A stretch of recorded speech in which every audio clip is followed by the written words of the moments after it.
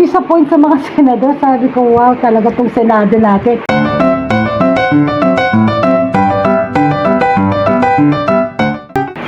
Nanood ko kahapon yung Senate hearing ng sa COVID budget. Sa totoo lang, disappointed na po ako sa kanila.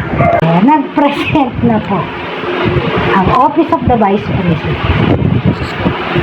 Una yung kanilang mga accomplishments from 2023 to 2024. Tapos sumunod nun, nag-present naman yung budget officer ni Sara Duterte. It's not something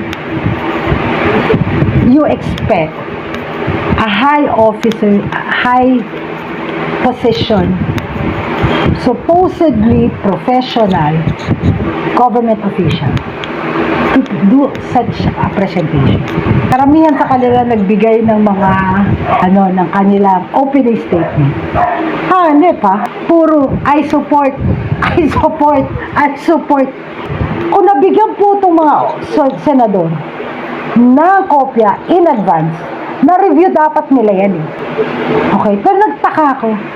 Walang nagtanong except for Senator Risa.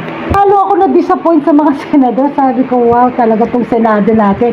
They're too biased. Hindi ko maintindihan na sobrang majority, alam niyo, sobrang ng halatang halata na majority ng senators natin protects Duterte and whoever his allies are.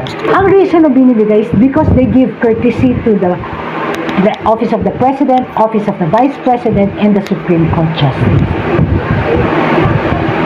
Kaya hindi na binabaril daw, o hindi na masyadong Lalo ko na-disappoint. Sandali lang.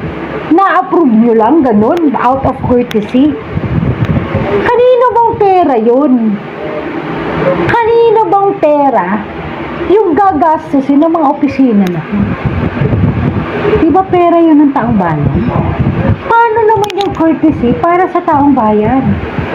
Courtesy dun sa mga public servants, pero walang courtesy o paggalang para sa mamamayan.